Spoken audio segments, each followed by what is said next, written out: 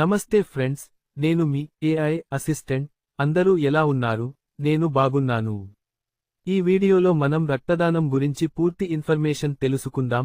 రక్తదానం అంటే చాలామందికి ఎన్నో ప్రశ్నలు ఉంటాయి. ఎలా చేయాలి?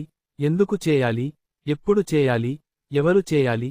ఇలాంటి ఎన్నో డౌట్లు ఉంటాయి. అంతేకాదు, రక్తదానం వల్ల లాభాలు, నష్టాలు, రక్తదానం చేయడానికి అర్హతలు ఏమిటి, ఇలా ప్రతి విషయాన్ని వివరంగా ఈ వీడియోలో తెలుసుకుందాం. కాబట్టి ఫ్రెండ్స్, వీడియోని చివరి వరకు చూడండి. అసలు మనం రక్తదానం ఎందుకు చేయాలి అంటే, ఆలోచించండి.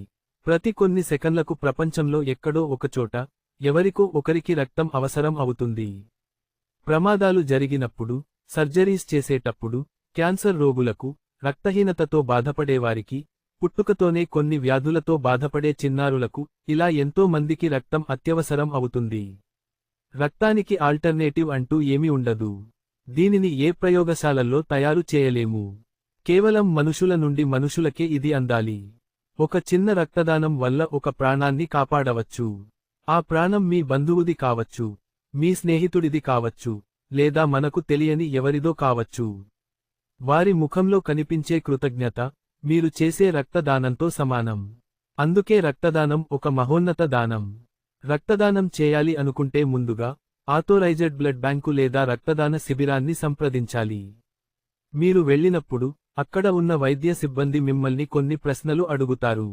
ఉదాహరణకు, మీ హెల్త్ హిస్టరీ, ఏదైనా మెడిసిన్స్ వాడుతున్నారా, ఏమైనా హెల్త్ ప్రాబ్లెమ్లు ఉన్నాయా లాంటి కొన్ని ప్రశ్నలు అడుగుతారు.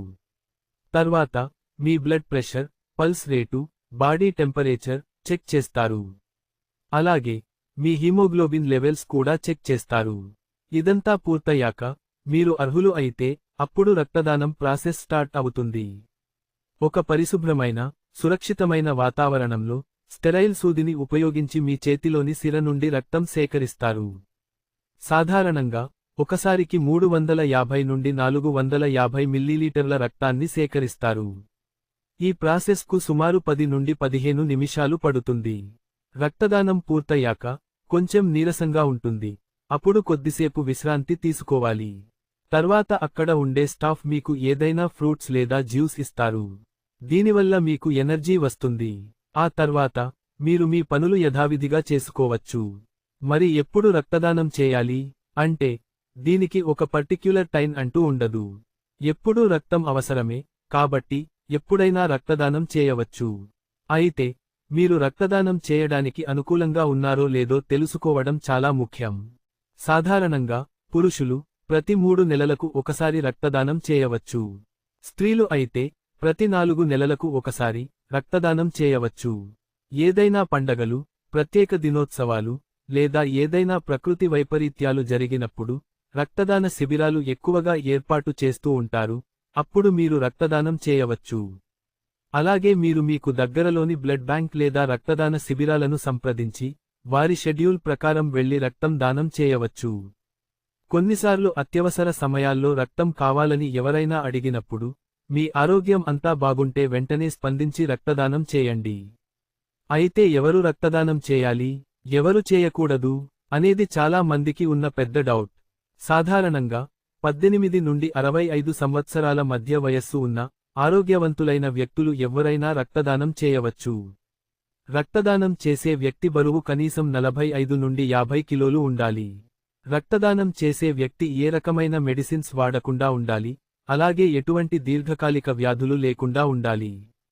అలాగే రక్తదానం చేసే వ్యక్తికి హిమోగ్లోబిన్ స్థాయి పురుషులలో అయితే 12.5 గ్రాములు ఉండాలి, స్త్రీలలో అయితే 12 గ్రాములు కంటే ఎక్కువగా ఉండాలి. అలాగే రక్తదానం చేసే వ్యక్తి శారీరకంగా మానసికంగా ఆరోగ్యంతో ఉండాలి. మరి రక్తదానం ఎవరు చేయకూడదు అంటే, 18 సంవత్సరాల కంటే తక్కువ వయస్సు ఉన్నవాళ్లు, 65 సంవత్సరాల కంటే ఎక్కువ వయస్సు ఉన్నవారు రక్తదానం చేయకూడదు.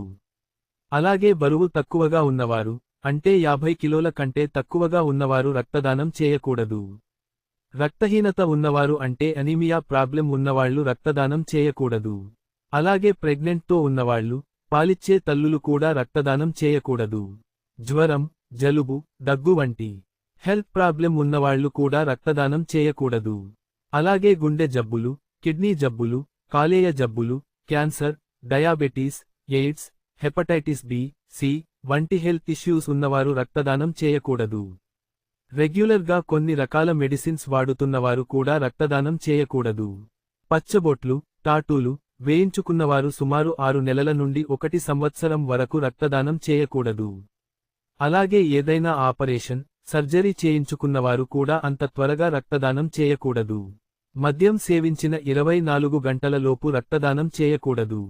సరే, మరి రక్తదానం ఎక్కడ చేయాలి అంటే, మీరు మీ ప్రాంతంలోని ప్రభుత్వ ఆసుపత్రులలో ఉన్న బ్లడ్ బ్యాంకులు, ప్రైవేట్ బ్లడ్ బ్యాంకులు, రెడ్ క్రాస్ సొసైటీ బ్లడ్ బ్యాంకులు లేదా అప్పుడప్పుడు నిర్వహించే రక్తదాన శిబిరాలలో రక్తదానం చేయవచ్చు. కొన్ని పెద్ద కార్పొరేట్ ఆసుపత్రులకు కూడా సొంత బ్లడ్ బ్యాంకులు ఉంటాయి. మీరు ఆన్లైన్లో కూడా బ్లడ్ బ్యాంకుల వివరాలను, రక్తదాన శిబిరాల షెడ్యూల్ను తెలుసుకోవచ్చు. ఇంకో చాలా ఇంపార్టెంట్ విషయానికి ఏంటంటే, ఈ రక్తదానం వల్ల దాతకు కూడా ఎన్నో లాభాలు ఉన్నాయి. మీరు ఒకరి ప్రాణాన్ని నిలబెట్టవచ్చు, వారి కుటుంబానికి ఆనందాన్ని తిరిగి ఇవ్వవచ్చు. మీ రక్తం ఒక జీవితానికి ఆశాదీపం కావచ్చు. రక్తదానం చేయడం వల్ల శరీరంలో ఐరన్ లెవెల్స్ కంట్రోల్లో ఉంటాయి. ఐరన్ లెవెల్స్ ఎక్కువగా ఉంటే గుండె జబ్బులు, కొన్ని రకాల క్యాన్సర్ల వచ్చే అవకాశం ఉంటుంది. కాబట్టి ఈ రక్తదానం ద్వారా ఈ ఎక్సెస్ ఐరన్ బయటకు వెళ్లి గుండె ఆరోగ్యాన్ని కాపాడుతుంది. అలాగే ఈ క్యాన్సర్ ప్రమాదాన్ని తగ్గిస్తుంది. రక్తదానం చేసిన తర్వాత శరీరం కోల్పోయిన రక్తాన్ని తిరిగి భర్తీ చేయడానికి కొత్త రక్త కణాలను ఉత్పత్తి చేస్తుంది. రక్తదానం చేయడం వల్ల మీకు ఇంకో బెనిఫిట్ కూడా ఉంటుంది. అదేంటంటే, రక్తదానం చేసే ముందు medical staff haemoglobin, BP, pulse, body temperature లాంటి కొన్ని టెస్ట్లు చేస్తారు. కొన్ని బ్లడ్ బ్యాంకులు అయితే hepatitis B, C, HIV, syphilis వంటి వ్యాధుల కోసం కూడా బ్లడ్ టెస్ట్లు చేస్తారు. దీనివల్ల మీకు తెలియకుండా ఏవైనా హెల్త్ ప్రాబ్లెమ్లు ఉంటే వాటిని ఈ టెస్ట్లు ద్వారా తెలుసుకోవచ్చు. ఇది మనకు ఒక ఫ్రీ మినీ హెల్త్ చెకప్ లాంటిది అన్నమాట.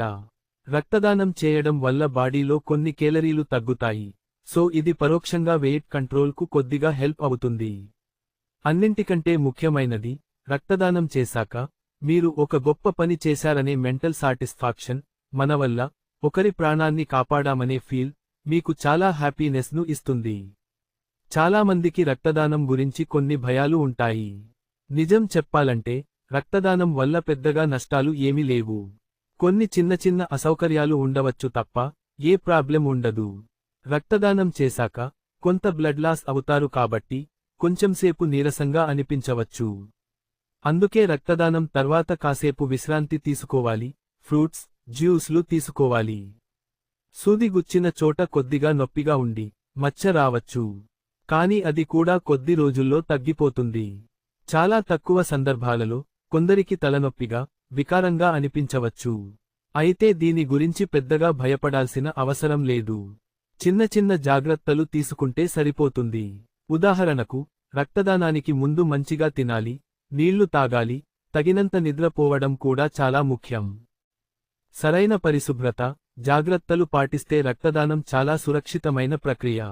ఇన్ఫెక్షన్లు లేదా ఇతర సమస్యలు రాకుండా ఉండాలంటే ఆథరైజ్డ్ బ్లడ్ బ్యాంక్స్లలోనే రక్తదానం చేయడం మంచిది. ఎందుకంటే వారు అన్ని సేఫ్టీ స్టాండర్డ్స్ను పాటిస్తారు కాబట్టి. చూశారు కదా ఫ్రెండ్స్, రక్తదానం అనేది ఒక ఈజీ, సేఫ్టీ అండ్ ప్రాణాలను నిలబెట్టే మహోన్నతమైన పని. కేవలం కొన్ని నిమిషాలలో మీ శరీరంలోని కొద్దిపాటి రక్తాన్ని ఇవ్వడం వల్ల అది వేరొకరి జీవితాన్ని ఆనందంగా మార్చగలదు. ఫ్రెండ్స్, ఈ వీడియో ద్వారా మీకు రక్తదానం గురించి పూర్తి ఇన్ఫర్మేషన్ ఇచ్చాను అని అనుకుంటున్నాను. దయచేసి భయపడకండి, వెనుకాడకండి. రక్తదానం చేయడానికి ముందుకు రండి. మీ ప్రతి చుక్క రక్తం ఒకరి జీవితానికి కొత్త ఆశను, వెలుగును ఇస్తుంది. ఫ్రెండ్స్, మీకు ఈ వీడియో నచ్చినట్లయితే దయచేసి లైక్ చేయండి, మీ ఫ్రెండ్స్ అండ్ ఫ్యామిలీ మెంబర్స్తో షేర్ చేయండి. అలాగే మర్చిపోకుండా నా ఛానెల్ను సబ్స్క్రైబ్ చేసుకోండి. పక్కనే ఉన్న గంట సింబల్ను కూడా నొక్కండి. అప్పుడే నేను కొత్త వీడియోలు పెట్టినప్పుడు మీకు నోటిఫికేషన్ వస్తుంది. ఆరోగ్యంగా ఉండండి, సురక్షితంగా ఉండండి. త్వరలో మరో ఇంట్రెస్టింగ్ టాపిక్తో మళ్ళీ కలుద్దాం. అంతవరకు సెలవు. నమస్తే.